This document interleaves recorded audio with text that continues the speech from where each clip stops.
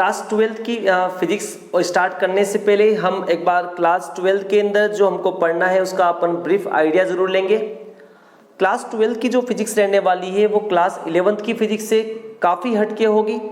Class 11th के अंदर आपने पढ़ा होगा कि क्लास 11th के अंदर जैसे आपने न्यूटन्स लॉ पढ़े, तो न्यूटन्स लॉ को मैं फिजिकली एक्सपीरियंस कर सकता हूँ कि जैसे मेरे को पता है कि कोई ऑब्जेक्ट रेस्ट में है तो उसको मोशन में ले जाने के लिए फोर्स लगाना पड़ेगा, तो फोर्स लगता हुआ दिखता है, फोर्स अपन खुद अप्लाई करते हैं, दूसरा ऑब्जेक्ट मोशन करता हुआ दिखता है। जैसे आपने 11th के अंदर प्रोजेक्टाइल मोशन पढ़ा होगा, तो प्रोजेक्टाइल मोशन के अंदर आपको खुद को पता रहता है कि आप किसी भी चीज को फेंकोगे, किसी भी ऑब्जेक्ट को थ्रो करोगे तो वो हमेशा पैराबोलिक पाथ को फॉलो करेगा, तो वो चीज भी आपको दिखती है। या आपने फ्लूइड मैकेनिक्स पढ़ी होगी तो आपको फ्लूइड दिखते हुए होते हैं, सारे के सारे फ्लूइड आपको नजर आते हैं।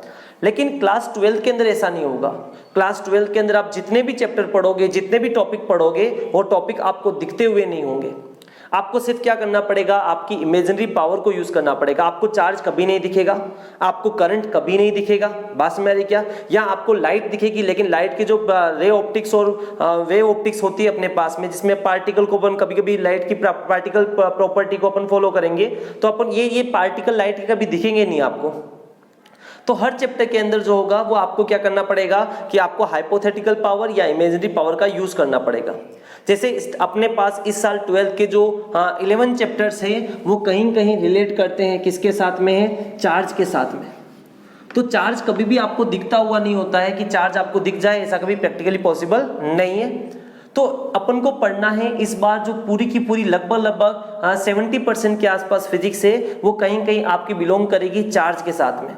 तो चार्ज के बारे में बहुत अच्छे से, बहुत बेसिक पूरा क्लियर होना चाहिए। चार्ज कैसे आया था, कैसे नहीं आया था, फर्स्ट बार क्या हुआ था, चार्ज किस कंडीशन में होता है तो क्या चीज जनरेट करता है, किस कंडीशन में होता है तो क्या चीज जनरेट नहीं करता है, चार्ज की क्या प्रॉपर्टी होती है, क्या नहीं होती है, इन सब के बारे में अपन पढ़ेंगे। तो चार्ज के बारे में पढ़ने से पहले मैं देखता हूं कि चार्ज दुनिया के अंदर कितनी तरह से मिल सकता है। कि चार्ज दुनिया के अंदर दो तरह से मिल सकता है, या तो चार्ज रेस्ट कंडीशन में मिल सकता है या चार्ज मोशन में मिल सकता है। चार्ज मोशन में मिल सकता है। चार्ज रेस्ट में होने का मतलब चार्ज की वेलोसिटी कितनी मिल सकती है मेरे को? 0 वेलोसिटी मिल सकती है, यानी कि चार्ज मोशन ही ना करे। जब चार्ज मोशन नहीं करता है तो वो अपने चारों तरफ कौन सा फील्ड जनरेट करता है? ध्यान रखना, ओनली इलेक्ट्रिक फील्ड जनरेट करता है। सिर्फ कौन सा फील्ड जनरेट करता है? इलेक्ट्रिक फील्ड जनरेट करता है। ध्यान रखना, ओनली इलेक्ट्रिक फील्ड। जब चार्ज रेस्ट कंडीशन में होता है सबसे कौन सा फील्ड जनरेट करता है? Electric field. मोशन आपको पता है, मोशन दो तरह से होता है।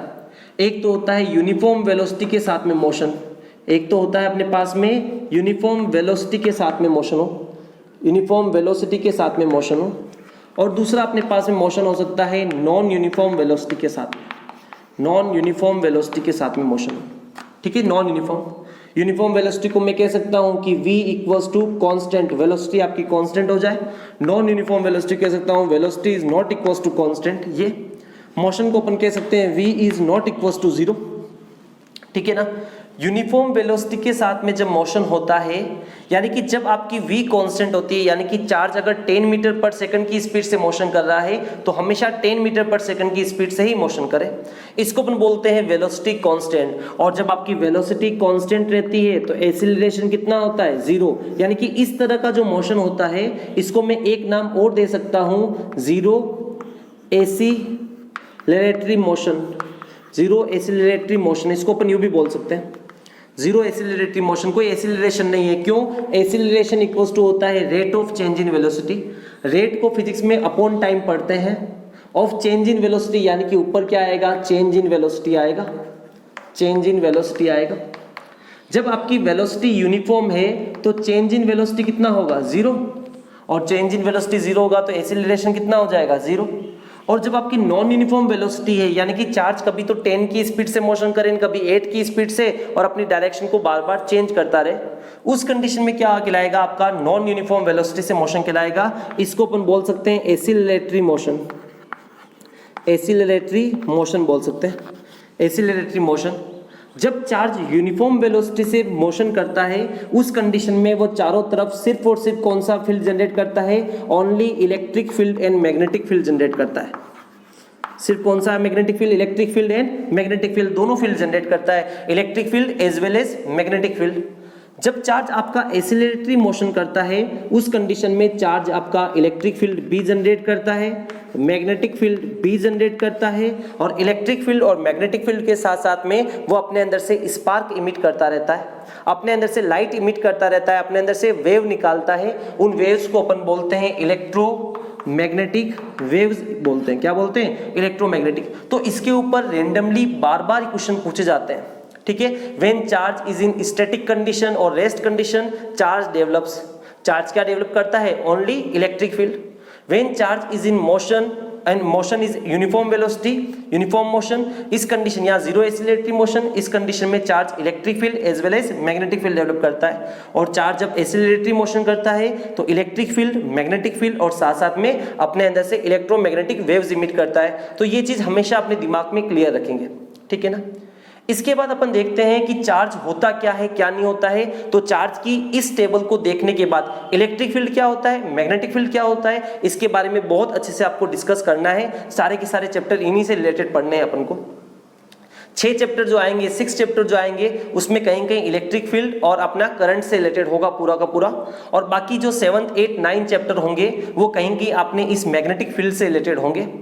10 चैप्टर वापस अपना अल्टरनेटिंग करंट के ऊपर होगा, और 17 चैप्टर जो होगा वो आपका इलेक्ट्रोमैग्नेटिक वेव के ऊपर होगा। और सेकंड चीज, जो आपके 11, 12 चैप्टर होंगे वो कहीं कहीं 11, 12, 13 चैप्टर आपके ऑप्टिक्स से रिलेटेड होंगे। 14, 15 चैप्टर के अंदर आपको क्या पढ़ना है? 14, 15 के अंदर आपको वापस एटम के बारे में, जिसके बारे में आप 8, 9 से पढ़ते हुए आए हैं और 11th के अंदर केमिस्ट्री में भी पढ़ा है, उस चीज को वापस आपको रिपीट करनी है।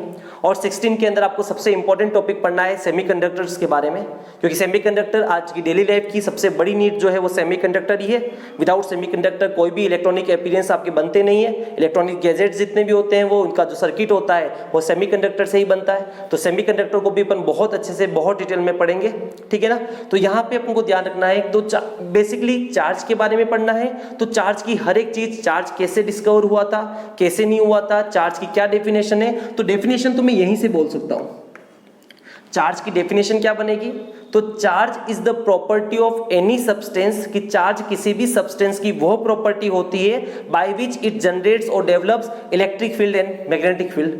चार्ज कभी भी इलेक्ट्रिक फील्ड और मैग्नेटिक फील्ड कोई भी मटेरियल अगर जनरेट कर रहा है तो वो प्रॉपर्टी किसकी है? चार्ज की है। तो charge is the property of any substance by which it generates electric field और मैग्नेटिक फील्ड, इलेक्ट्रिक और मैग्नेटिक फील्ड जनरेट करता है।